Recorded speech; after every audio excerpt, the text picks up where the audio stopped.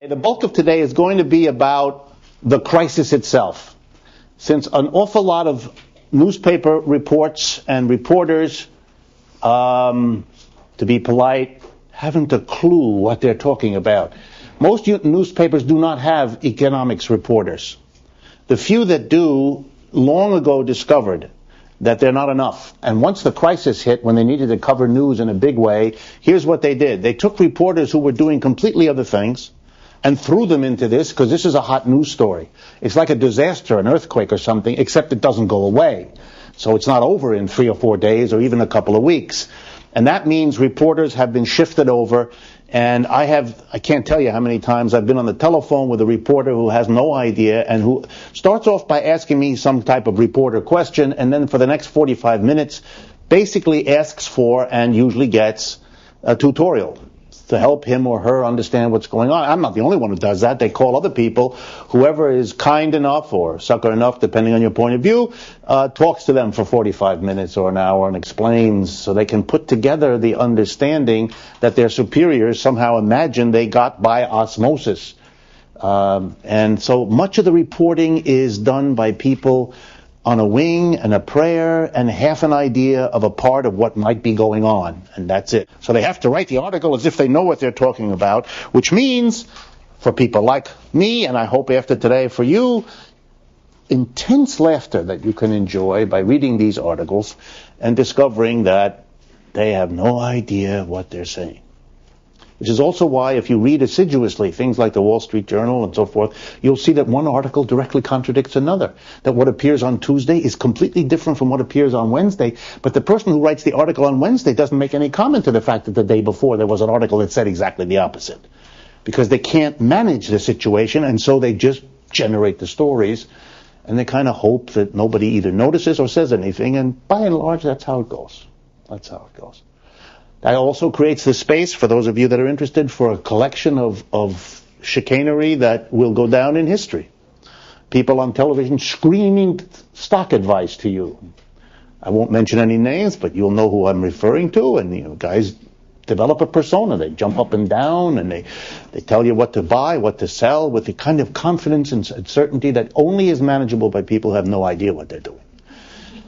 Otherwise, they'd have more of that hesitation because they know how many times they misread it, they misunderstood it, and so forth. So if you don't get that, run the other direction.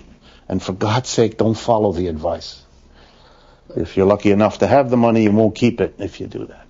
Capitalism is a highly unstable system. It is subject to regular and periodic cycles, they tend to be called in economics, business cycles, that are characterized by fairly sudden changes in what you might call the normal pattern. The kind of change in which the normal pattern gives way to an upward rise in production, employment, that's such good news for people that we don't worry much about that.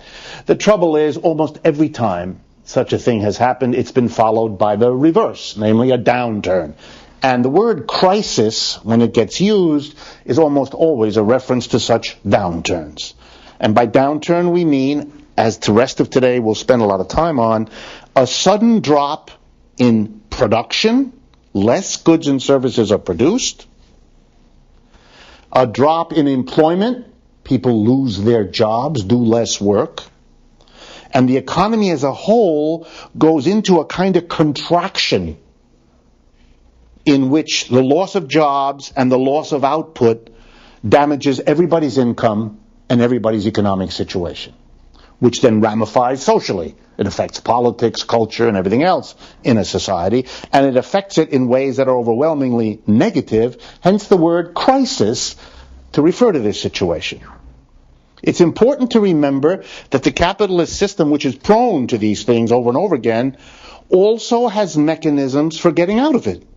In other words, we're constantly looking at a system that dips down, but then dips back up. And this has led to the tension, you might say, over economic crisis throughout the history of capitalism. We who suffer in the downturns, we who are unemployed, We whose businesses go out of existence, go bankrupt, we suffer. So we're right here to tell you something should be done about this. But the suffering is never limited to just those who lose their jobs or those businesses that go out of business. It's everybody else, because you are touched by other people. So even if you're not unemployed, your cousin might be, your mother might be, your neighbor might be. And if your cousin, your mother, or your neighbor is affected by unemployment, it will affect you too. The mechanisms of that I'm going to go through a little bit later today. But a crisis affects many people, and even if you're not unemployed, and even if your relatives and neighbors aren't unemployed, you learn about it and you become fearful about it, and that fear and anxiety takes a toll on your employer, takes a toll on you. And so the people who have suffered have been in the forefront of those saying, I don't want an unstable system like this. But of course, capitalism as a system has also had its defenders. And the defenders, we went over this, the defenders have come up with their analysis of this instability. Some of them have made it a little bit like nature. In other words, capitalism cycles are a little bit like storms. I mean, we don't like them and it's unpleasant, but it's in the nature of nature, and it's to be understood that, if it rains, you get an umbrella. You don't scream at the sky for raining, and you don't demand that the sky behave otherwise. That would be nutty, and to ask that the economy work otherwise is nutty. A great many newspaper stories today are written as though crises, ups and downs that's just the way it is. Nothing you can do. It's always been like that, always will be like that. Other people who are defenders don't take that road. They take a different road, if you recall. They find something positive in the cycle, and they celebrate that. Remember the story? The firms that go out of business are the inefficient ones. The people who lose their jobs are the unproductive ones. A kind of a self-evident, if you weren't inefficient, you wouldn't have lost the enterprise. If you weren't unproductive, you wouldn't have been the one laid off, etc., etc. So it becomes a kind of natural selection / cleansing process. Notice here, this is a struggle over not just how to understand a crisis, but it really is also a struggle in economics about what to do when a crisis hits. And there I want to again remind you of the three broad perspectives, because you're going to see them played out in the rest of this semester in everything you read. The first, generally the most conservative, the system will cure itself. Let the downturn go. That the system has built in its own recuperative mechanisms.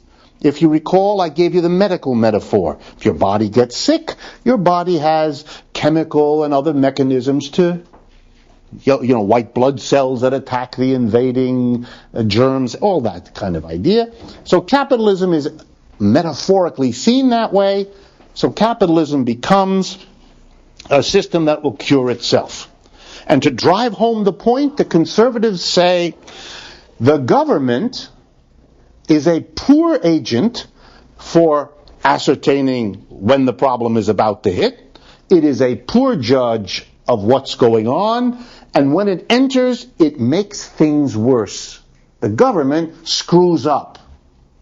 Not to put too fine a point on it. So therefore, even if there's some distress when the cycle happens, when the crisis happens, it's better to let the system fix itself than to have the government called in, because the government will make the problem worse. The liberal, as opposed to the conservative in economics, the Keynesian, as opposed to the neoclassical dominant tradition, the Keynesian / liberals are the ones who say, are you crazy? As the economy goes down, capitalism goes down, people lose their jobs, businesses go out of business. The suffering is dangerous. First of all, we shouldn't allow suffering in our society.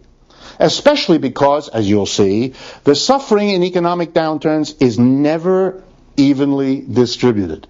Some people suffer a lot, and some people suffer none at all. There are people who make money out of downturns in a capitalist system. So there are people who react and say, no, we cannot allow, that violates our politics, our ethics, our values. And those are liberals, typically. They want to get the government again into suffering. Let me give you concrete examples. Why beat around the bush? There are people today saying, my God, people are losing their homes in foreclosures that are sweeping America. We must help these people. And then you get an image of people thrown out on the street with their mattresses around their feet, and have no place to live. All of which is absolutely true. It's going on in large numbers. You're going to expect many more of these stories to happen here in New York for sure and elsewhere. So there are people who say you cannot let this downturn go because the suffering is impossible. A little harder-hearted kind of version of this is not suffering. Okay, we shouldn't have suffering. That's not so important to these folks. What's important to them is the danger, the political, the social danger, that in a downturn there will be so many people suffering so much that they will get so angry that they don't want any more capitalism and they're not going to stand for it. In other words, these are people who, because of their upset and their suffering, are going to redistribute the wealth right away by removing yours and acquiring it for themselves. By snatching yours, or burning your house down, or whatever. In other words, again, not to spend too much time at this point on it, there's a fear that the liberal cashes in on. He says, or she says to the conservative, it might be nice to let the system fix itself, but we don't know how long that's going to take. We don't know how many people are going to suffer along the way. We don't know how angry they're going to be, and we don't know the political direction their anger will take, and that's not a chance this system can afford to take. So you better bring the government in, even if it doesn't do such a good job, because the alternative is a lot worse. It's social revolution of one kind or another. And that argument gets played out over and over. It's being played out big time right now. To the left of Mr. Obama, best example, pick up today's New York Times. Mr. Paul Krugman has his usual, in the back there on the editorial op-ed page or whatever it is. There you'll see him from the left pushing Obama. Because what you're doing is not, he says to Obama, you're not doing enough government intervention and this system is going down because you're not acting enough. From the right, Mr. Obama is pummeled, not just by Republicans, by them for sure, but also by a considerable number of Democrats, particularly senators, saying it's too much, the government isn't, we shouldn't, we can't. Just like Roosevelt before him has to work out which way he's going to go. And it's not clear. It's getting clearer, but it's not quite clear which way he's going to go. So this is happening right now, and this has been going on just as capitalism oscillates back and forth. Every time there's a crisis, this argument begins. Typically, one side of the argument wins and the other one loses. When the people who say there must be intervention win, the state comes in. Over the last 6 months, those people have won. So the government has come in big time to save the situation. A year ago, there were almost as many people, not as many, but almost as many calling for the government to come in, but they weren't strong enough yet. Things hadn't gotten bad enough yet. So a year from today, Mr. Krugman looked all alone and wasn't as hard about this issue as he is today. And he wasn't listened to. And he was upset about it. That's why he was a big supporter of Obama, because he hoped that Obama would go much further in that direction than he ever imagined Bush would. A reasonable presumption. Most people shared that presumption, whether they agreed or disagreed. So when those folks win, who think the government should come in, it does. And when those folks lose, then the government is withdrawn, reduced, plays less of a role, pushed out. Every capitalist society, at least anyone I'm familiar with, and anyone I've ever studied, displays these oscillations. And I call one phase private capitalism and the other one state capitalism. There are a lot of other words.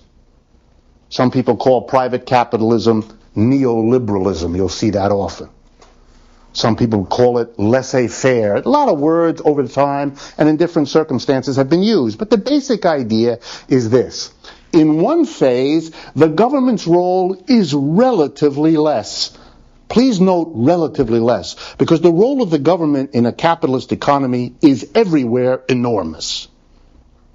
Right? Just remember, governments print the money. No one else does. Nothing happens without the money, and nobody else is allowed to make that money, just the government. So the idea that the government is not central to a modern capitalist monetized economy is silly. Don't get caught up in the rhetoric so much that you really think, get the government off our backs. Not possible. Right? The government does much too much. The government controls interest rates, not 100%, but is a major influence on interest rate. That's the terms on which anybody lends money to anybody else. They print the money, they control the terms of lending. The government is, if you take all the different levels of government together, by far the largest employer. The government is an immense buyer of an enormous number of things. You may not have noticed it, but you cannot buy a battleship. Only the government can do that. Oh, the government's the sole buyer. Try to think of what the power is if you're the sole buyer of whole industries. You know, President Eisenhower was famous for worrying us about the military-industrial complex, he called it.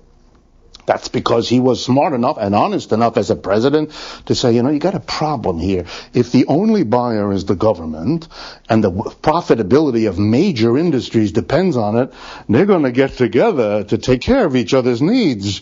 And that's going to make a problem in our society, which he was absolutely right. It always has been.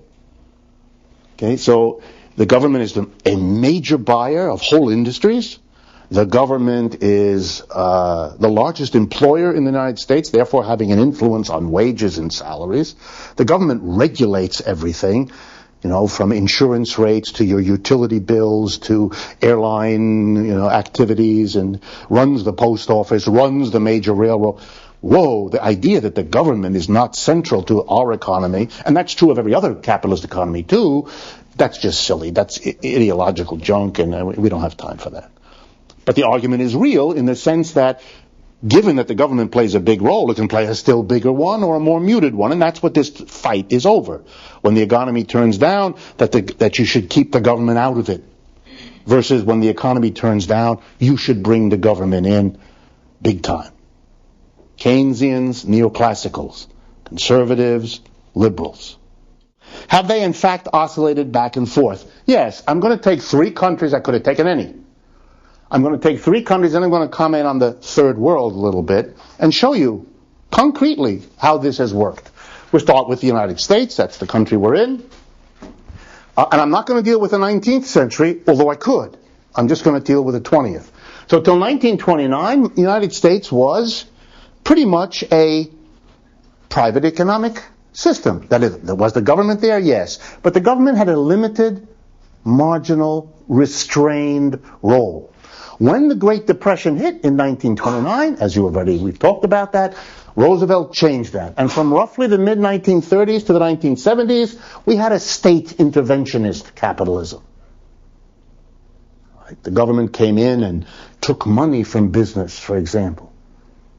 Took money from businesses and said, we're taking this money from you, and we're going to give it to workers when they reach 65. What? That was a thought that would have been thought of as Bolshevik wildness a year earlier. But in the depths of the Depression, that was passed. And it has been unable to be touched by anybody. Poor Mr. Bush 2 years ago tried to go after Social Security. Can't do it. That's become something Americans, even conservative Americans, don't want to discuss, let alone have taken away. So from the 30s to the 70s, you had state intervention. Then in the 1970s, we had another switch. The state interventionist capitalism hit a terrible crisis in the 1970s. For those of you who know something about the history of New York went bankrupt. Was kind of taken over by bankers and so forth for a while. And New York City went through quite a conniption in the middle 70s. And the country as a whole had one of its worst downturns since the Great Depression, 1974.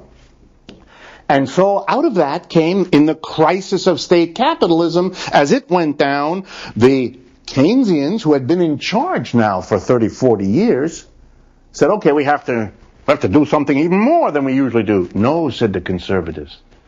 On the contrary, the solution to this downturn is to go back to the private. And they won.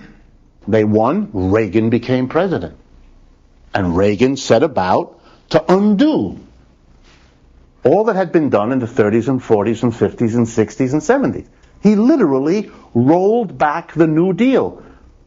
And he said that, so we don't have to guess about it. I mean, we would be entitled to make our own judgment anyway, but he also said it.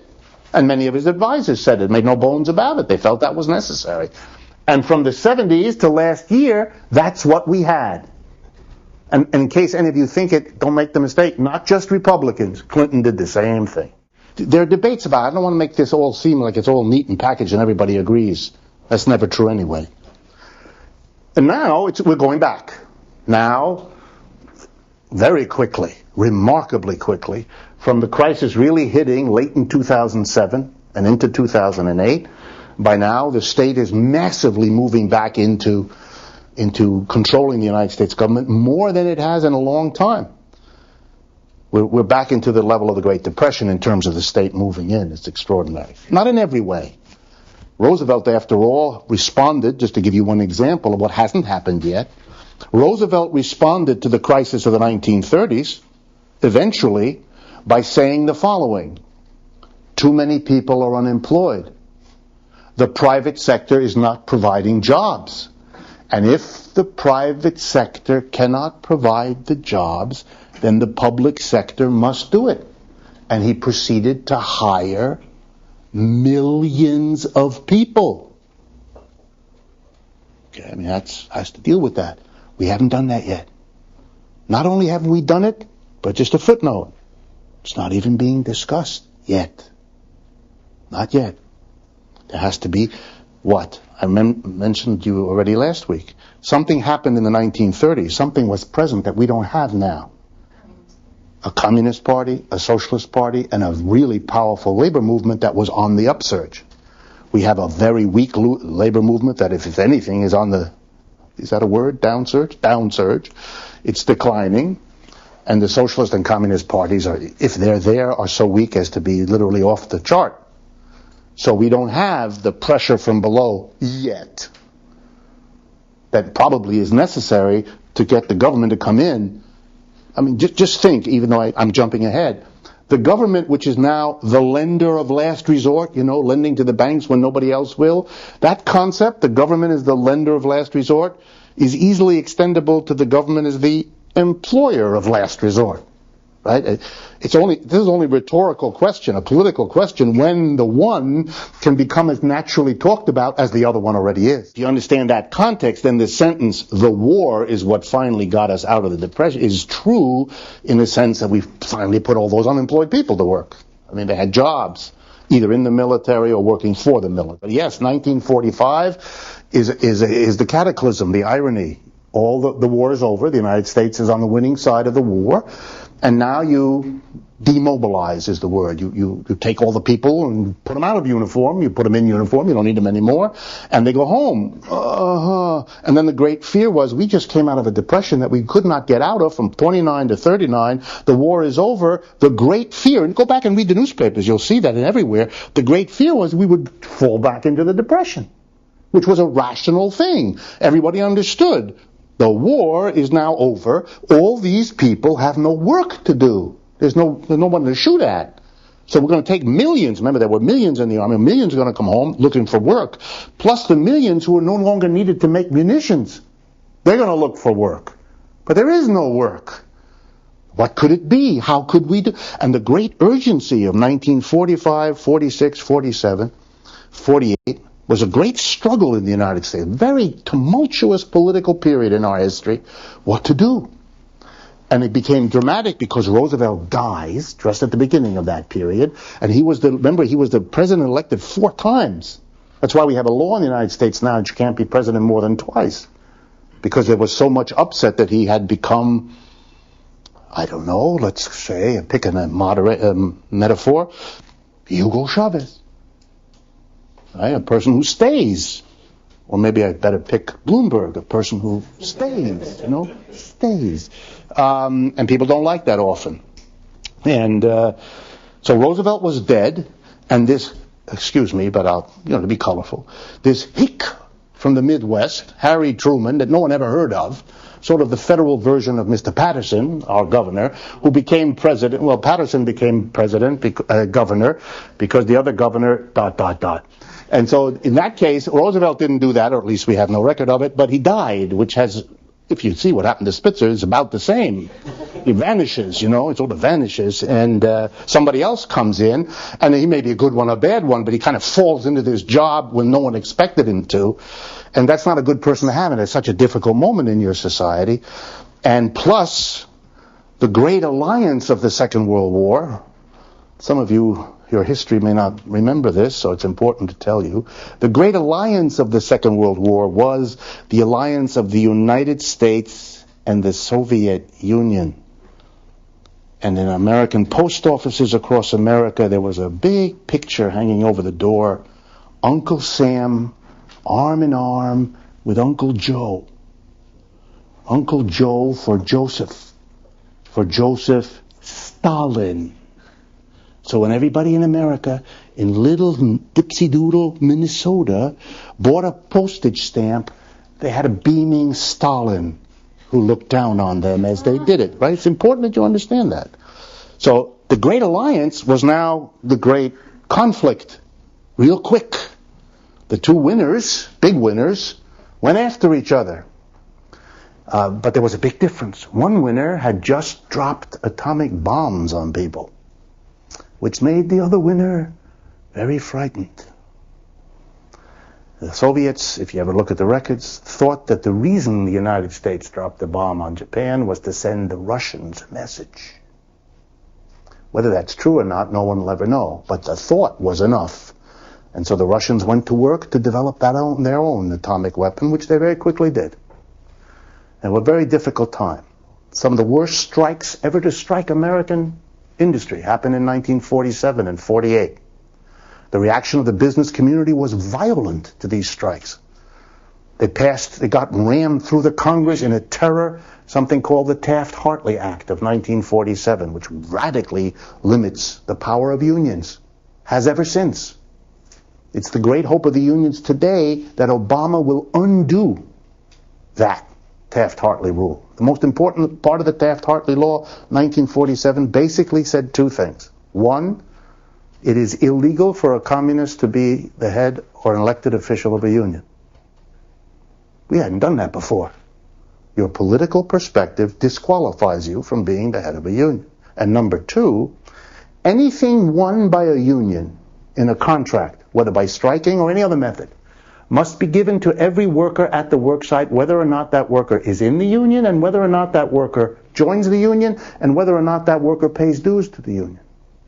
In other words, it created for every worker the incentive to not join and not pay for the union, since they wouldn't get whatever the union got in any case. This is not good for unions, in case any of you have ever wondered about that. That is a very rough time, and it had to do with the fear that we were going to slide back in to the Great Depression.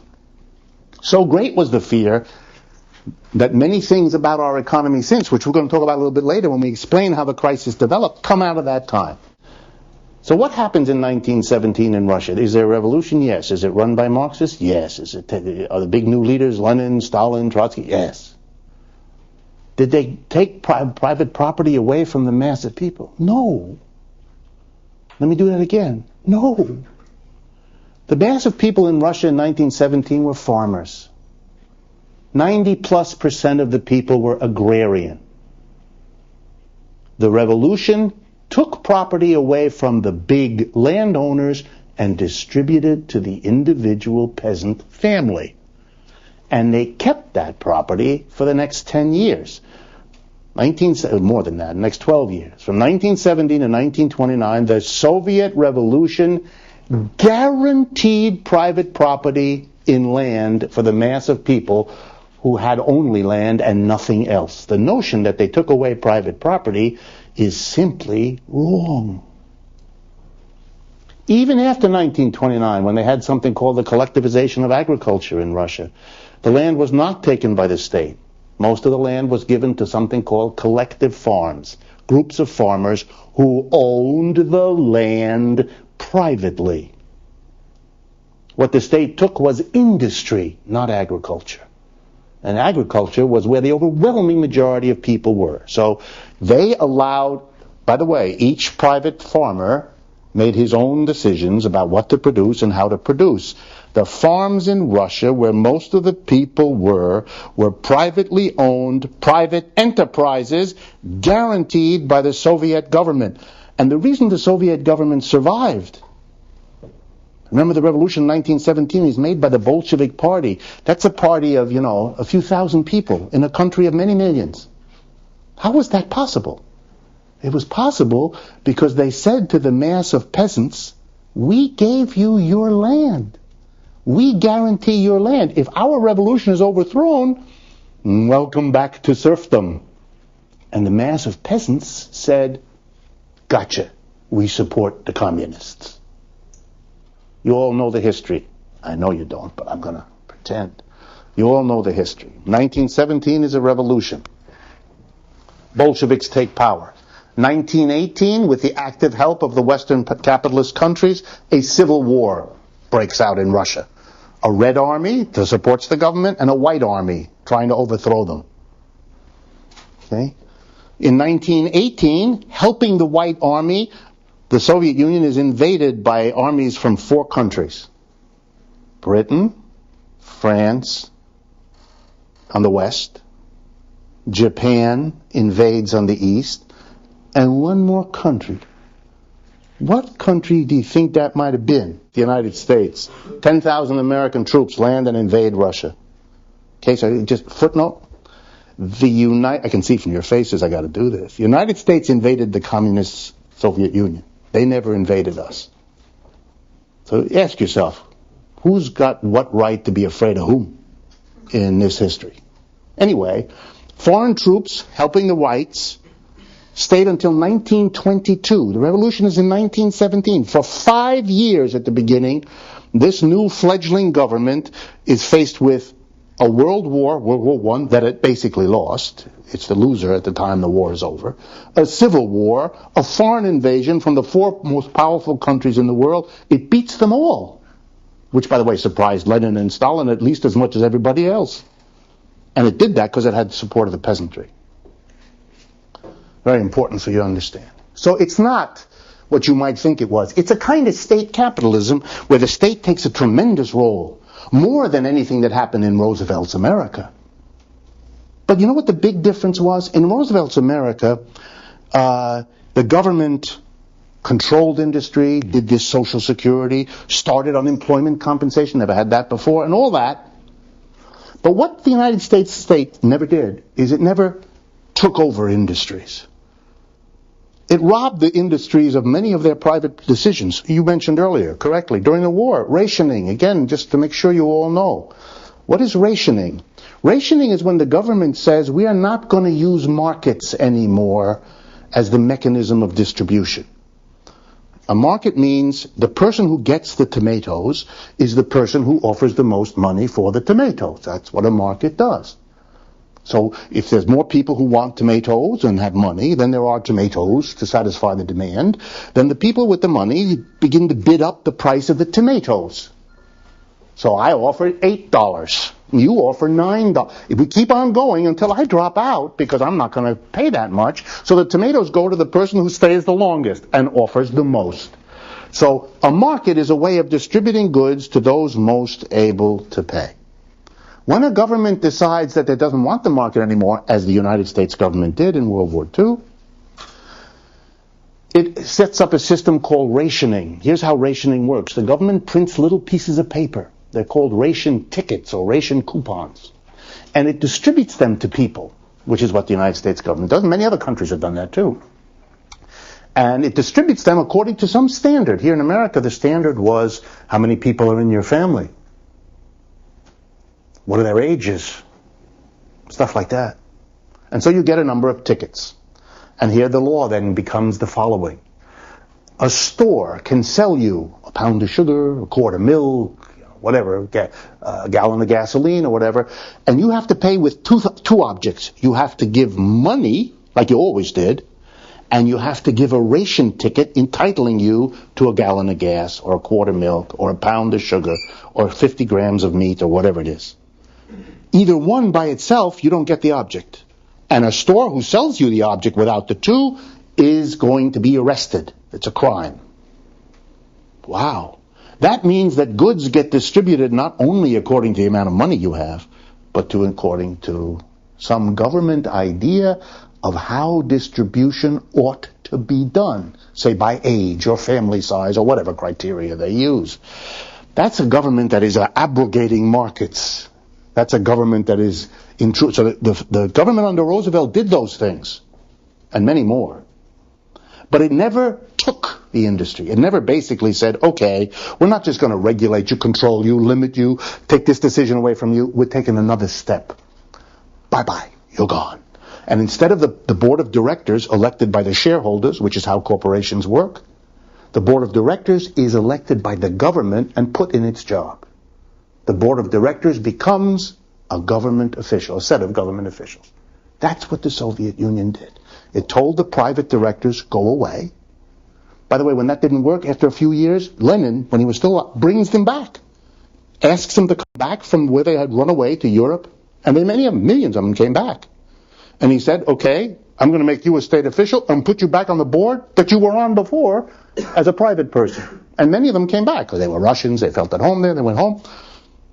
But it really was a kind of state intervention, and it certainly didn't change the organization of the factory and of the enterprise.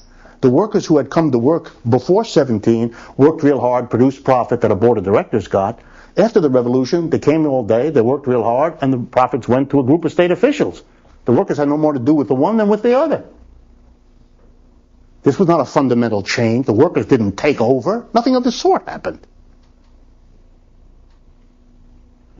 Then in 1989, what did Russia do? It did exactly what we've already seen. It oscillated back the other way. There was a crisis in their state-controlled economy. It had built up over the 70s and 80s, and by the end of the 1980s, Gorbachev, Yeltsin, the whole story, and that came to an end, and we went back to a government withdrawal. The government now privatizes. The government has made private what used to be government enterprises all over Russia. The government regulates less. The government intervenes. It's exactly the same story. Germany. Interesting, because it'll give you a wrinkle that the other two don't. Private to 1933. In 1933, the Great Depression hits Germany in 1929, just like it does in the United States. And the economy goes into a terrible tailspin, massive unemployment, but they had not only got strong trade unions in Germany already at that time, they had an extremely powerful socialist and an extremely powerful communist party. Together the socialists and the communists were getting half the votes in national elections. So we're talking very powerful. So the business community, seeing the economy collapse, seeing the unemployment going crazy in Germany, says to itself, A, our system is falling apart. B, we have real contestants for power from the left. Way more powerful in their society than the left in America was at that time, for example, or the left in Britain, or the left in France. The left in Germany was the most powerful and most organized at that time. So the business community was freaked out. And they understood real quickly that the only way they were going to save themselves. And remember, in Germany, you can't forget in 1933 that it's really only a couple of hours by train from the Russian-Soviet border. It's not America. It's not a big ocean. It's not a long trip. It's real nearby. So they were freaked out. So they had to very quickly find a social force that could rival the strength of the left and squash them. And a little guy with a black mustache and funny hair said, I'm the guy. I can do it. You give me power. 1932, December, in Germany. Adolf Hitler, you give me power, and I'll take care of the left. They gave him power, and he took care of the left. And he set up a state capitalism. State took over massively. But some of you who might think that when the state takes over, it's always the left version. Doesn't have to be. It can be a right-wing version. Hitler was, the state is going to take over, the state is going to get us out of the horrors of the Depression, which he did. Did he put the German workers back to work? He did. He did. He did it around rebuilding Germany. He also did it around taking over the rest of Europe, or at least trying to. He rebuilt the military that had been defeated in World War I. He did all that. Gave the Germans this sense of purpose, Third Reich, you've all seen the movies late at night. So the state takes over. You have a state kind of capitalism. And it works until Hitler is defeated, 1945. And then an interesting thing happens. You have a crisis. Germany loses the Second World War in 30 years. Hey, that's not good. Wiped out country. Wiped out physically, wiped out industrially, wiped out psychologically, wiped. So the idea then to give it back to the private sector made no sense because there was no private. It was done. So another kind of state capitalism happened, but it went from a right-wing state capitalism to a sort of liberally state capitalism. The state helped everything. The state had to. But it wasn't any more fascistic. It wasn't right-wing. It was sort of mildly left. Nothing like Russia, not even like FDR. The great man who pulled this together in Germany, a man named Konrad Adenauer. If you ever study the history, interesting man. And so Germany, from 45 to 95, 50 years of rebuilding itself into a powerhouse economy with heavy state involvement. Footnote, examples. What do I mean by heavy state involvement? Let me give you some examples. Hitler decided that one of the ways to put people back to work is to produce automobiles. And he wanted to produce automobiles for all Germans. A radical idea in 1933. The majority of people had no car in any country. Certainly not this one. But the only way to do that, of course, he thought, he was a state guy. We might nowadays call him a Keynesian. And we should. His finance minister, very famous man named Hjalmar Schacht, was a Keynes. If you read his work, it's Keynesian economics. In any case, he decided to build a people's car. And the way you say people's car in German is Volkswagen. Wagen is car, Volk is people. Volks, car of the people. So the car of the people, and Adenauer stayed right with it. It was a government, it only became private decades later. It's a government car industry. The government, of course, does that. Just like in France, the basic car that became the mass car is the Renault, which is still owned by the government in France to a large extent. They're not the sole owners anymore, but they used to be. So you had a right-wing state capitalism fade into a left of center, wouldn't want to call it leftism, and then in 1995, they made the transition to private. And for the last 15 or whatever it is years, 12 years, and now as the crisis is overwhelming Germany, the same one that's overwhelming us, they're making the transition back to state. And again, it's the Adenauer type. It's the transition back to state is a peculiar German political leader, a woman, Angela Merkel, whose political formation was as a communist official in East Germany, that's what she comes from, who became deeply Christian when it was politically useful, and relatively conservative, but not all that much. She's again that peculiar German, she's very flexible. Her whole life is one of extraordinary flexibility. And she's now flexibility into the state because the private's short little period of kind of a private economy has been such a disaster. And now she's in trouble because as the country trends down, the left is getting stronger fast in Germany, and she has to figure out how to do that.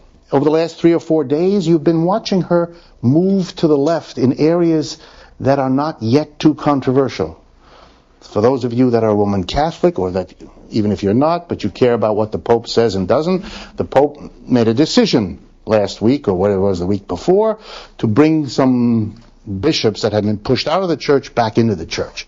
And one of them, a bishop named Williamson, I think not an American, British, I believe, Scottish or something, was wont to go around giving interviews around the world about how Jews weren't killed in the war and the anti-Holocaust and all that.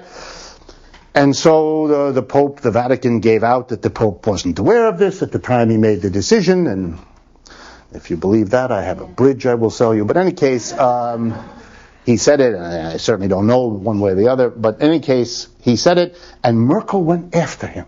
And she has kept after him every day. She beats up on she calls him on the phone with a full press in the room, and was really amazing, you don't have that very often, and berates the Pope, and has gotten him to move, to adjust. The Pope, I think, has now demanded that this bishop recant these things, and, it's amazing. And that's her positioning as she discovers that she's got to make the shift back to state capitalism, which is difficult to do in any society, and requires very deft political maneuvering if you're going to survive in your career while making that transition.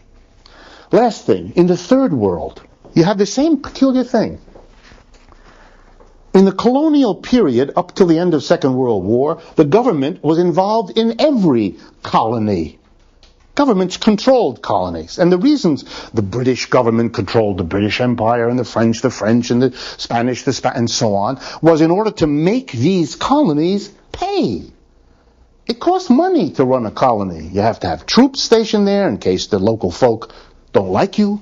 You have to build some roads. You have to have some railroads. You have to do stuff.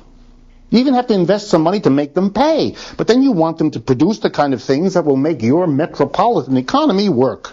So Britain, for example, for those of you not familiar, the British society became wealthy and the British Empire became powerful around one fundamental industry. And that was textiles, cotton textiles. The British Empire produced the best at the time, world's cotton cloth. And the whole world was its place to sell this for clothing. It wiped out all the local clothing producers, all the local weavers, all the local spinners. All of that was wiped out in one country after another as the British got everyone to wear cotton clothing, which nobody had worn before. The only problem was if the British Empire depended on selling cotton cloth, you all understand, in order to make cotton cloth, you need cotton. And if you ever visit England, it'll take you about 2 to 3 seconds from someplace else. Now, for a long while, the someplace else was here, the South. And the British had it all worked out. They gathered slaves from Africa, shipped them to the American South, where they produced the cotton, which was shipped to the factories in England, which produced the cloth, which made the country rich. Notice, crucial to the rise of the British Empire's wealth are black slaves. Crucial to the rise of the American country's wealth, selling cotton to England, was the same slaves. And you know how this society appreciates the work that was done by those slaves all along.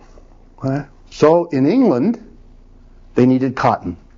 Well, when the United States became an independent country, and particularly after the Civil War, in which the allies of the British in the South were defeated, even though the British helped them, the British understood, these Americans are not our friends. And you know what they're going to do? They're going to start producing cotton themselves. They're going to take their own cotton, make their own cotton cloth, and we're going to be shafted. Solution, we got to get cotton out of our empire, not from the United States. And so the British went to work and planted cotton in every single colony the British had. They tried it everywhere. Where it worked, the country became a cotton producer. And where it didn't, the country didn't. Uganda produces cotton because the British planted it there. Egypt produces cotton because the British planted it there. Tanganyika, what's now called Tanzania, they tried cotton, didn't go well. So Tanzania's history is built around something else, which the British could market, called coffee. Kenya coffee. Kenya Robusta coffee. Right? Sisal, tea, no cotton. Cotton's in Uganda, etc. Okay, so in every colony, the government is playing a central role deciding what's produced, how it's produced, and everything else. With independence, 1945, immediately after the war, many of these countries became independent. Did they shift from a state capitalism to a private capitalism? No. They didn't have enough private capitalism. First of all, with independence, the Europeans that were there often withdrew. And the Africans or the Asians or whoever they were that were in the colony had not yet developed in most of these places. And even if they had developed an industry, for example in India they had, it still needed a lot of help in a world that was no longer protected as they had been in the British Empire, but was now an open market situation. So the government was called in. So in the early years, the early decades after 45, state capitalism of the colonial kind gave way to state capitalism of the independent kind. But again, by the 70s and 80s, when a crisis of that kind of capitalism hit, they all oscillated over. They all became private capitalists. Most famous example that you can read about was the famous shift in the government in Chile, in Latin America, where things had gotten to such a point that in response to the difficulties in the late 60s and 70s, the Chilean state capitalism moved to the left. Rather than a swing to the right, they moved to the left. They elected a socialist, Salvador Allende. And then he was promptly murdered with, it looks like, at least the United States is, what's the word I want? Benevolent involvement, let's call it, whatever that means. And he was killed and thrown out, and in came two interesting groups that reshaped Chile. One was the military, a man named Pinochet, some of you read about, who became the dictator for many years, and what were called the Chicago Boys, Milton Friedman's students who came into Chile and redesigned, got rid of state capitalism, which they hate. Well, they're on the other side of that debate, and they refixed Chile, and as they did with many governments in Latin America, to make them neoliberal. Open up the economy, let foreign investors come in, decontrol prices, make the government smaller, cut back, so all of that. And that didn't wait till 2008. That already fell apart around this time. And Latin America, as these private capitalisms had harder and harder time, began the shift to the left. Evo Morales, Hugo Chavez, those of you who pay attention, a whole movement that makes Latin America one of the most left-looking places in the world right now, as it moves back into a state capitalism trying to cope with the situation. So, we've had these oscillations. In each of these countries, the struggle between those who want the government in and those who want it out is rerun. Each country has its own unique way, its own traditions, its own culture, its own way of posing the problem, but they all pose the same problem. And always lurking on the edges of this debate is the third position, which is a pox on both of you. We're not interested. We're the Marxists, we're the socialists, we're the leftists. We're not interested in debating which kind of capitalism we're going to have. Because we watch this history. We know that whichever one we have, it'll hit a crisis after a while, because that's how capitalism is, and then we'll have an oscillation back to the other one, and meantime, it's just a different set of people who get screwed, or if you're really unlucky, the same set of people get screwed with each one. And this is a system that has outlived its historical usefulness and needs to be replaced by something altogether different. And then they have different definitions of what that altogether different will be. They give it names like socialism, communism, and a whole bunch of other names. And they have quite varying notions of what this is. But they all mean it to be radically different, not just from private capitalism, but from state capitalism as well. They're not Keynesians. They don't want to enter that debate. And in some countries, they're very strong. In Bolivia now, for example, they're very strong. In Germany now, there's a real struggle between the Keynesian types, who are still stronger, and the anti-Keynesian far left, which is rising fast and literally feeding off the defections from the old Keynesian types. We have a new political party there called the Die Linke, the left. There's a new party like it forming in France, which takes an interesting name. I don't know how many of you pay attention, but there are actually two new parties forming on the left in France, and they both take the name Anti-Capitalist Party. What an interesting idea. It's as if they want to be real clear what their position is, so nobody has to worry or wonder. Because the word socialist, has become kind of fuzzy. So they want to be real clear. And so, the left, Die Linke in Germany means the left, and the French are literally calling it le Parti anticapitaliste, the French anti-capitalist party. And it's very interesting that the same is happening slowly in Italy and in some of the local Benelux countries and so forth. Meant by the term crisis, that we have a clear sense of what the word economic crisis means, as we will be using it, and as you will see it referred to, more or less of what I'm about to tell you is what is meant. Let's begin by two preliminary comments. First, a crisis in a capitalist system can and often does start in the most varied places. It can start anywhere.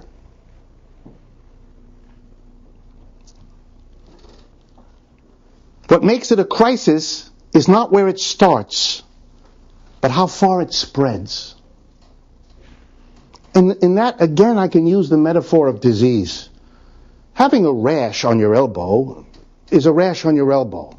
When it spreads to all the rest of your skin, it's become a crisis. And now something is going on that demands a kind of attention that the rash on your elbow by itself wouldn't have.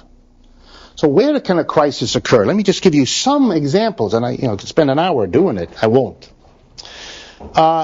If exports drop, suppose the exports of a society suddenly drop. Either drop because nobody buys this stuff anymore, or drop in another sense. People still buy this stuff, but they won't give you any money for it. Some historical examples, real quick.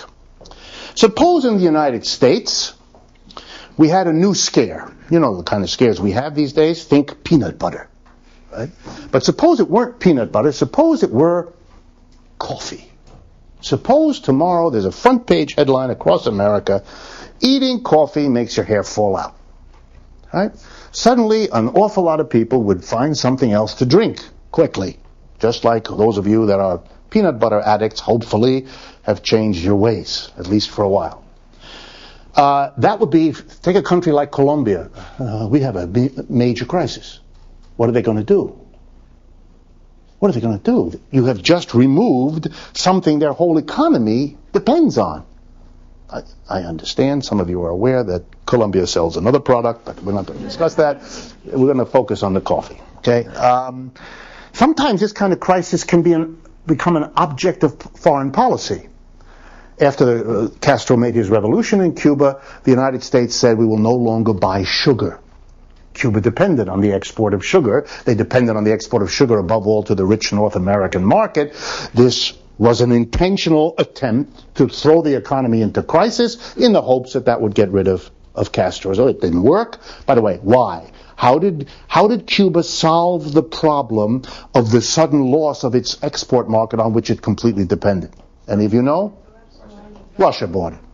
Notice, so here was an event, could have been a crisis. If Russia had not done that, for whatever reason, then Cuba, God knows what would have happened, and probably there'd be no Castro either.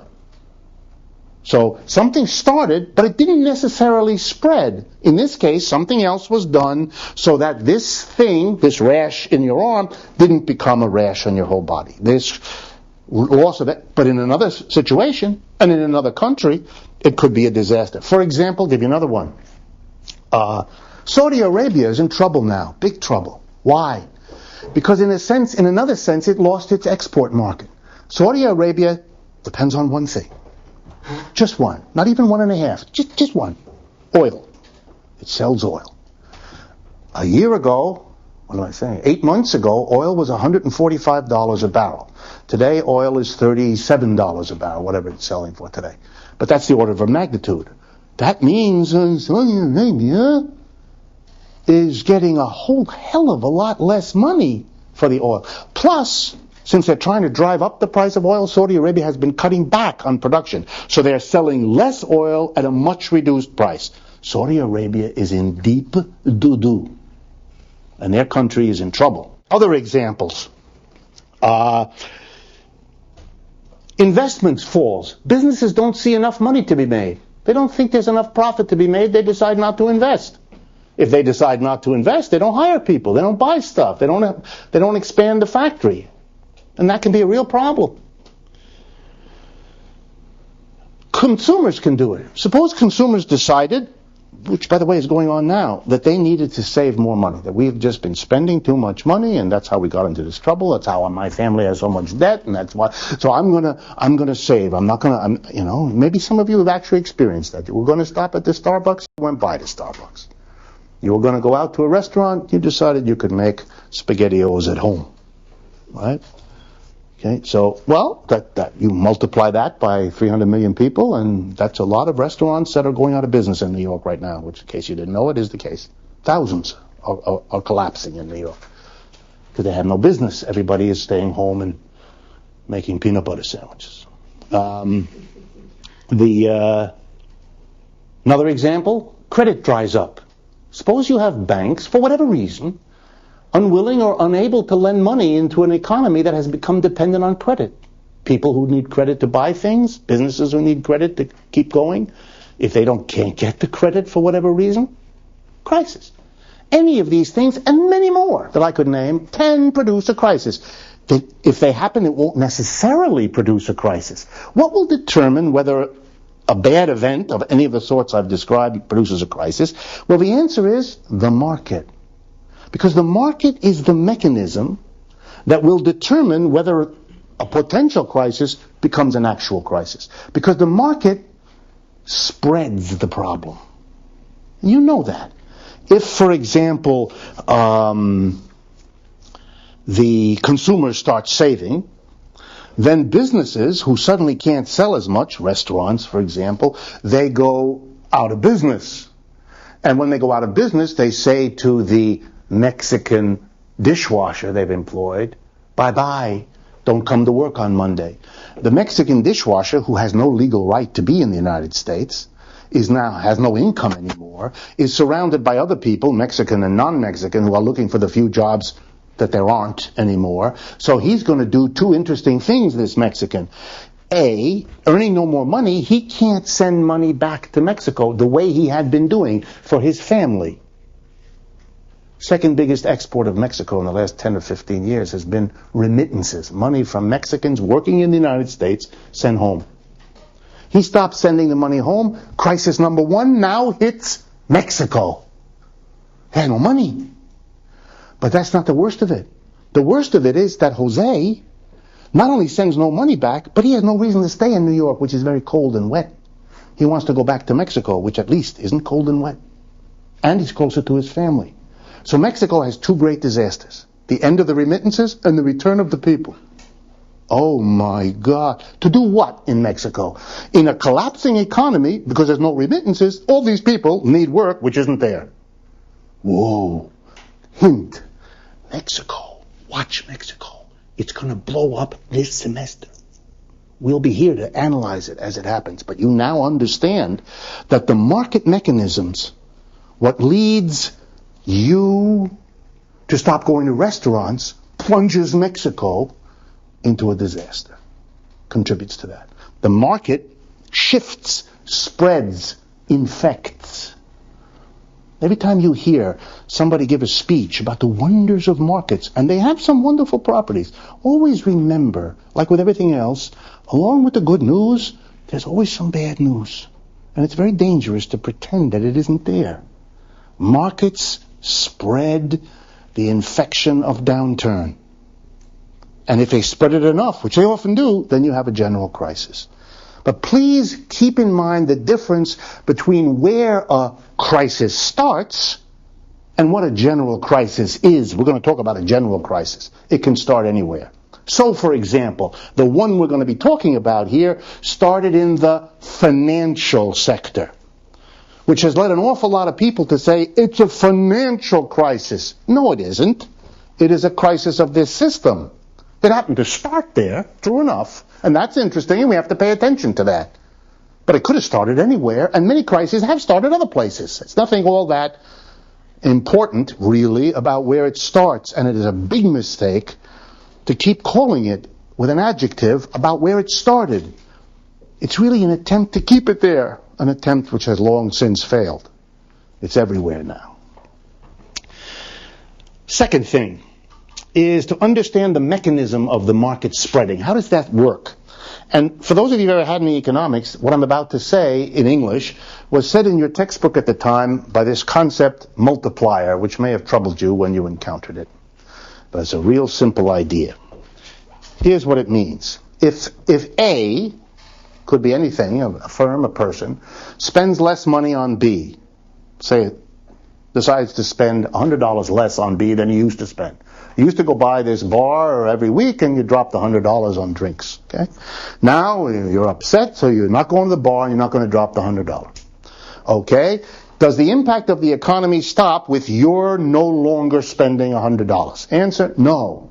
Because when you don't spend $100 on the bar, the absence of $100 income to the bar means they in turn don't spend money on their suppliers of liquor, or their workers, or their electric bill, or whatever else they spend. So the impact of your withholding $100 is multiplied in terms of the economy as everybody else affected by your initial withdrawal of $100 follows with withdrawals of their own, reductions of their own spending, which in turn hurt other people. You see the process of ramification. Of course, if you didn't have a market, you might want to insulate one part of the economy from the trauma of another. You might put the difficult sector into a kind of quarantine so it didn't affect everybody else. But in order to do that, you couldn't let the market work, because the market spreads the infection. This is the argument of a critic of markets. So if it comes as a shock to you, that's because critical arguments about markets have been relatively underdone. And I want to correct the balance just a touch. It's a falling production of goods and services. Literally, less goods and services are produced. Think of it this way, a pretty sudden, where the word sudden is measured in months, not hours or days, but months. Suddenly, over 6 months, 9 months, 18 months, something like that, the production of goods and services not only doesn't go up, it's worse than that. It doesn't stop going up, it actually goes down. Less stuff is produced this year than last. That's a crisis. Technically, for those of you that are concerned, the government or the National Bureau of Economic Research measures these things. And if you have 2 successive quarters of a year, so 6 months, in which the total output as measured by the government of goods and services goes down, that's a recession. That's announced. And this current crisis, we had a very bizarre thing. The National Bureau of Economic Research officially announced a recession in the United States in December, if I recall, of this last year, 2008, but then did something very unusual. It announced in December 2008 that the recession had begun in December 2007, a year earlier, which was strange because normally there's not that big a gap. It might, and it did certainly lead an awful lot of commentators to say the Republicans needed to postpone the official announcement of a recession because it would have hurt the chances they had already lost but didn't know it. In other words, you needed to push that back because the Republicans, being in power, would get the blame if a recession was publicly announced. We'll never know what the truth of it is, but something made a long delay, so everybody scratched their head. In the financial world that pays attention, scratched their head at this announcement that a year earlier something had happened, which somehow nobody found a way to figure out or report for 12 months. All right? So, by the way, if you read European newspapers, there's no debate. There was completely understood by every major newspaper, this was an attempt to undercut Obama's campaign for president. So it's a cut. And it is expressed, it takes the following form. In some companies, it's simply an announcement, public announcement.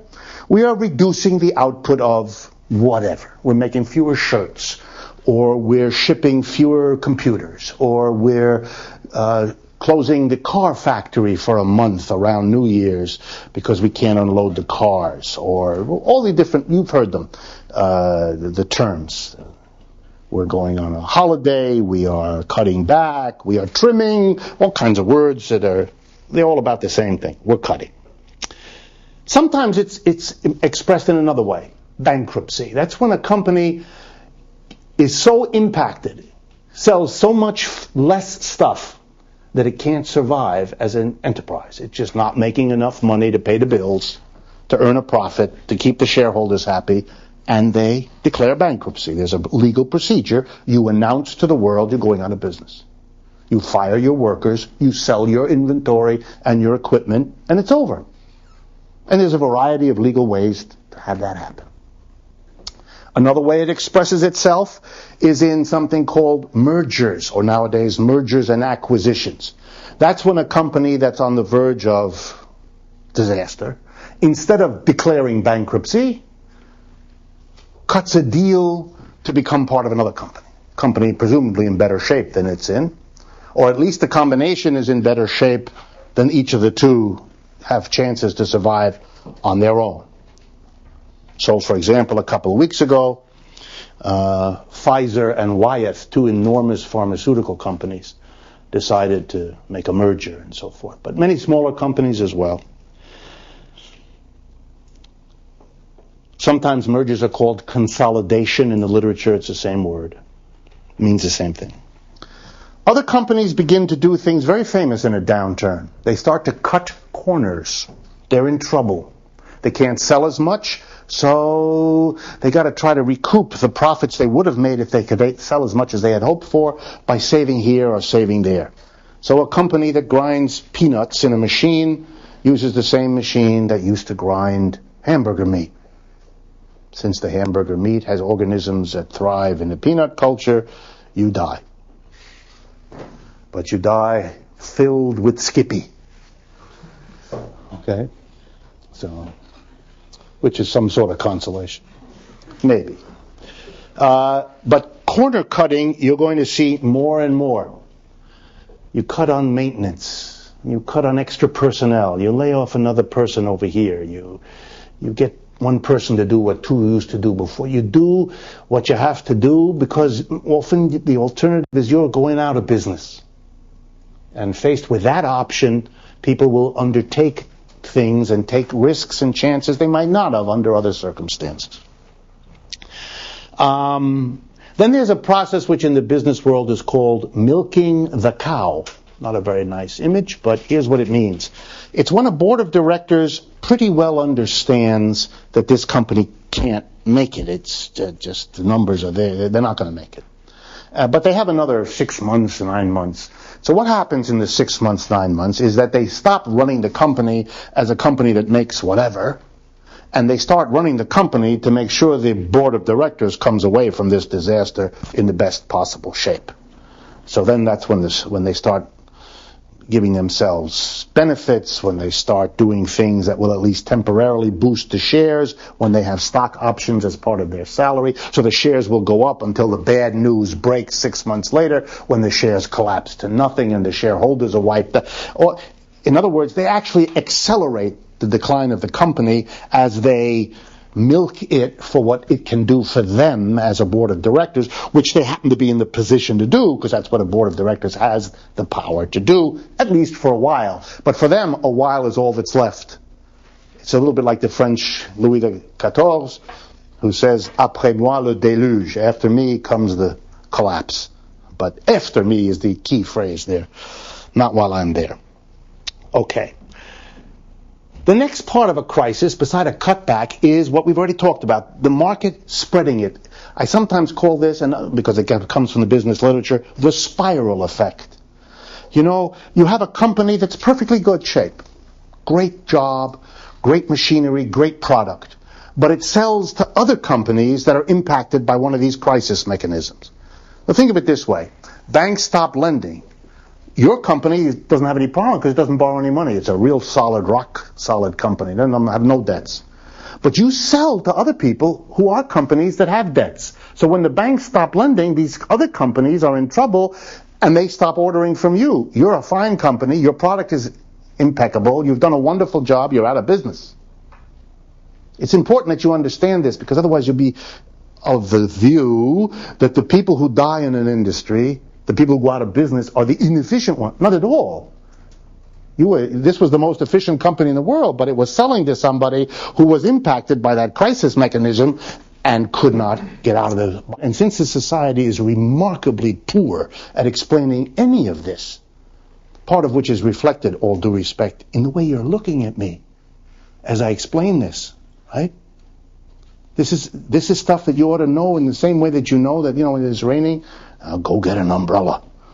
Right? But people don't know this. So they will very likely interpret that the job they're losing is the animosity or the hatred or the jealousy or the meanness or the ethnic identity of the employer as opposed to them. And now you will begin to see all kinds of social tensions you thought were long gone or buried or not virulent come up big and fast as people try to make sense of an economic phenomena using all kinds of other meaning systems as they try to understand it. And I'm not talking about people who are malevolent. That's how they understand. They're trying to figure this out, and they're using things that are in their head that they've picked up. And if you don't give them a proper economic education, either because you don't have the institutions to do it or the ideological bias makes this something you don't discuss, like sex or something, then you leave people open, like we say, you have sex ed so kids don't get on the playground an idea about things that are weird. So you want them to get the right information. Well, economics is really very similar. And the level of ignorance about economics, as I say, is I don't know any metaphor that would capture it. Okay. When workers lose their job, let's make sure we all understand what that means. It's not just, we don't need you anymore, go home. It's also, and this goes also to the question from the back of the comment from Tess in the back of the room, that this is important because who gets fired, who doesn't get hired, that's very varied and has very varied social effects. For example, here are some of the things that go into that very important decision. Who gets fired? One, something called seniority. And it means something like this, that there's some kind of rule or tendency, explicit or implicit, to fire those most recently hired. That somehow, the longer you've worked there, the more you're entitled not to be the first ones fired, to wait a little bit. Out of a sense of decency, a sense of age, or maybe even a union rule that says you got to fire the people who were here the least amount of time before you hire the ones who were here a long amount of time, and so on. Second kind of consideration, and these are not consistent, they clash. Second consideration. The employer would like to fire first those who are paid more, because you save more that way. You want to pay the person, you want to fire the $50 an hour person before you fire the $20 an hour person, because for the same trauma, firing, you're saving a lot more money. So that often operates. To give you an example of how this is playing out right now, either on grounds of seniority or on grounds of pay, I suspect it's the latter, but I haven't done the work to prove it, in this crisis in the United States, there's a disproportionate number of males being fired. Leading the New York Times 3 days ago, some of you saw that front page story, that we're just on the verge of having a paid labor force that is majority female in the United States. We've never had that before. Never in our history. That the men are being fired much more than the women.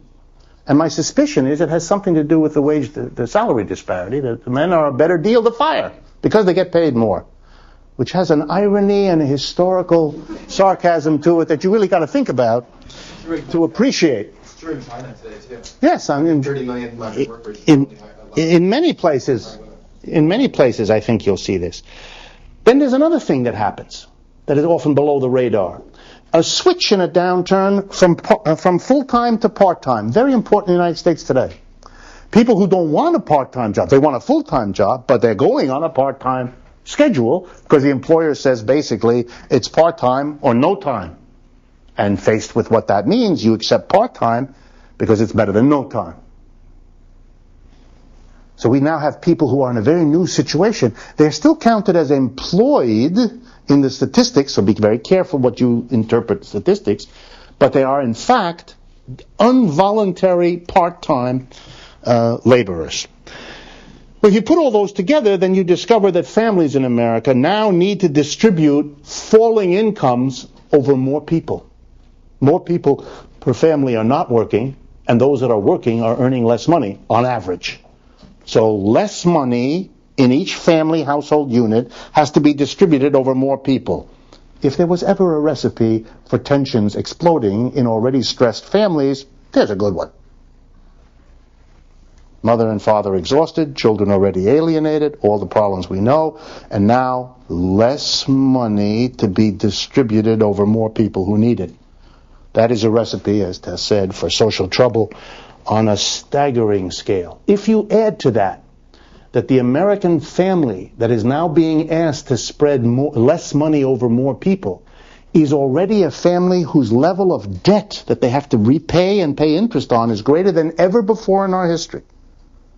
The recipe for tension, for difficulty, for crisis, just lurking, waiting to explode, doesn't take any big stretch of the thinking.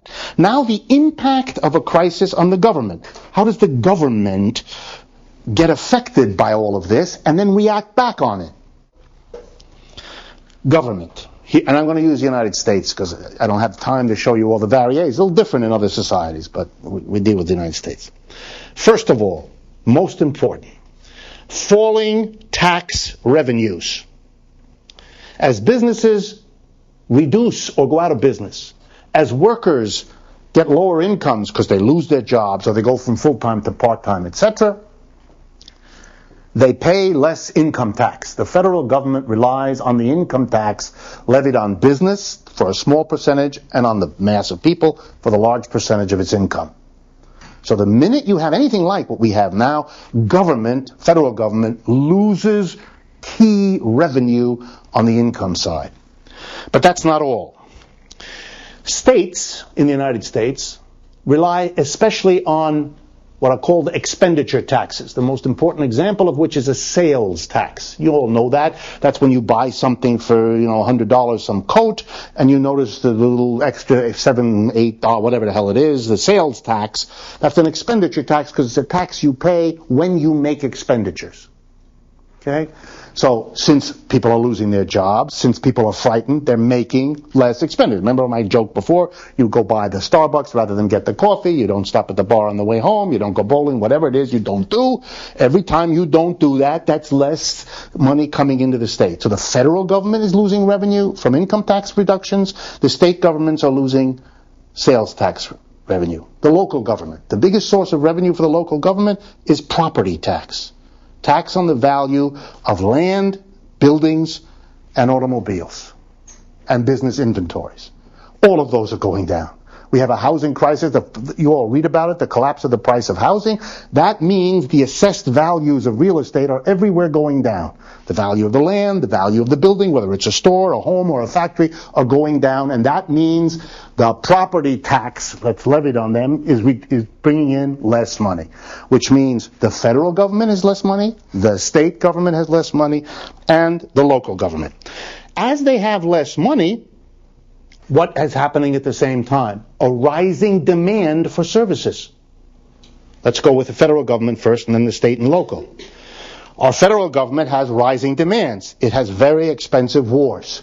Our country fights wars far away. It would be so much better to fight a war, I don't know, Belize or Grenada or Cuba. It's close. It's cheap. We fight wars in Iraq and Afghanistan. It's as if we tried to find the furthest places away. You have to ship everything over there. You have to pay. It's very expensive. So we have very expensive wars. The government has to pay for that. Iraq costs a fortune. Afghanistan is starting to cost a fortune. And as you know, many political leaders want to do things in Iran and half a dozen other places that will cost even more. What else? Well, in a downturn, rising demand for welfare as people go on welfare since they lose their benefits, they lose their job benefits and so on, they lose their income. Rising demands from Social Security, same argument.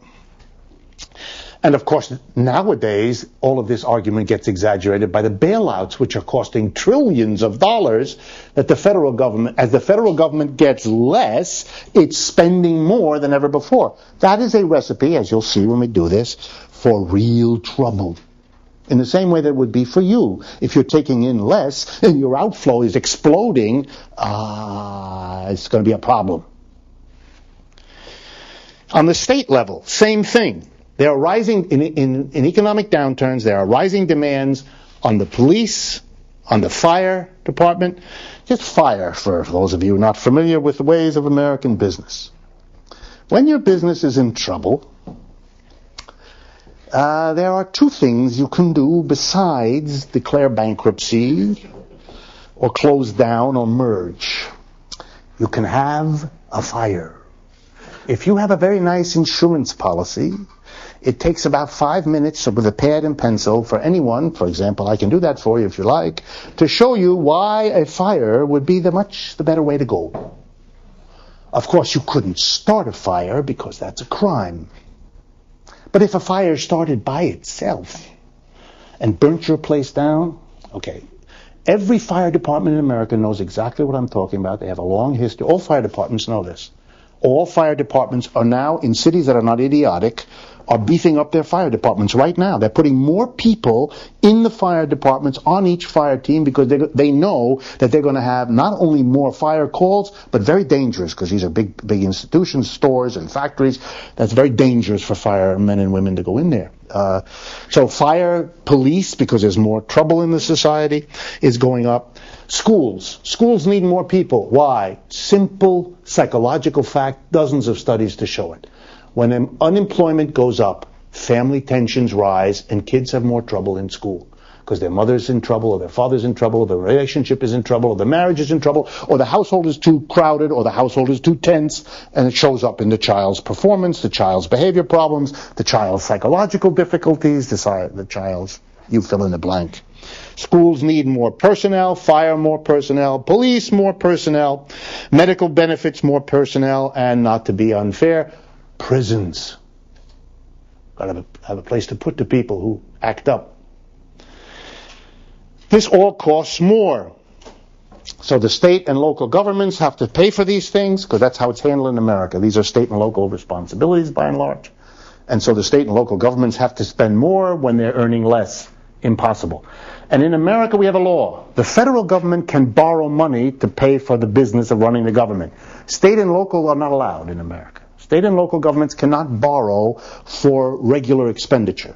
State and local governments can only borrow for what are called capital projects, or building a school or building a sewer system. They can't borrow for running the business. They can't borrow to pay police or teachers or anything like that. They can borrow to build a school, but not to run the school. That's the law in the United States. Other countries don't have that kind of rule, but we do. So that's a problem here. The result of this division, federal, state, and local, is you're already seeing it, tremendous struggle as each branch of government tries to get out of this impossible situation by lopping their problems off the other.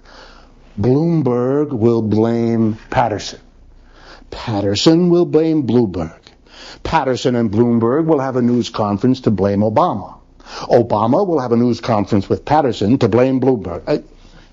Musical politicians, this is called.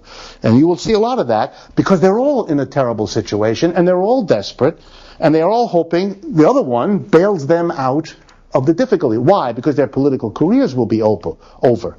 What is Mr. Bloomberg going to do? If he doesn't get help from Obama or Patterson or both, he's going to have to do two things here in New York. He's already announcing them, so I'm not making this up. He's either going to have to raise taxes. Interesting move. Everyone's in trouble. Everyone's freaking out. Everyone's having difficulty. And now he's going to hit you with taxes? Bye-bye, Mr. Bloomberg. No more mayor. Or, if he doesn't do that, he has to cut back expenditures. What's he going to do? He's now threatened this. He said it. He's going to lay off 15,000 teachers.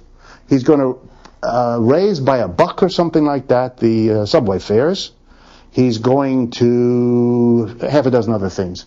All terrible, and they're going to cause him all kinds of trouble and all kinds of grief. And he doesn't want to do any of these things because every single one of them is bad for him politically and for all his supporters. So what's he going to do? Right? He's now deciding which are the people it's least politically dangerous to screw. That's what he's doing. And if the mass of people are screwable, say, for example, through a rising subway fare, that's what you're going to get. If people mobilize against that, then he'll go screw somebody else. It's sort of the squeaky wheel idea. Whoever makes the least trouble, you whack them. That tends to be poor people, disorganized people, ghetto neighborhoods, ghetto school. You should know the story. It's very old in our culture. When the government cuts back, when the government does all these kinds of things, lay off people, cut back services, we then begin to see the feedback in a vicious cycle. For example, you raise the subway fare. What are you going to do? People are going to use the subway less. Even if they don't use it less, they're going to have less money to spend on everything else because they're paying money for the MTA. And by the way, what happens to the money you pay to the MTA? The MTA owes more money than Methuselah, so most of that goes to very rich people who lend money to the MTA. So you're taking money from the hands of many poor people who would spend it and giving it to the people who are wealthy and lend to the MTA who will not spend it because they're wealthy. They take their money and invest it, which means buying what? MTA bonds. That's right. It's a circle. They become wealthier that way. But it's very bad for the economy. Very bad. Second, when the federal government has to spend all this money as less taxes come in, we're going to do this more later, but I want you ready to see these relationships. How does the federal government get the money to pay for these bailouts? The one you're reading in the newspaper, $800 billion, give or take? Is money coming in less? And they're talking about one of the biggest spending programs in the history of the country. The way that's going to be handled is by borrowing. There is no other way. Taxes are going down. They have to spend a fortune. They have to borrow it. So the federal government goes around borrowing. But here's what the federal government says. If you lend to us, we guarantee payment. We guarantee it. Everybody who has money to lend in the world says, whoa, I'm not going to lend to the Acme fireplace factory. I got no guarantee. That's a nice man, but he goes out of business. He's not paying me. I'm not even going to lend to GE. They're not going to pay me if they're in trouble. But if the United States government gives me the guarantee, that's the best investment I can make. So this is called in economics crowding out. The federal government becomes the borrower of the world. Everybody else is screwed out of credit. Yeah, but that's not good because the whole rest of the economy lives on credit. So no one is going to lend to the little business or the medium business or even the big business these days. They're all going to lend to the government. But that's a disaster. That makes the private economy worse, so that what the government is doing will prove to be insufficient, since the very thing the government is doing is making the problem worse that it's trying to solve.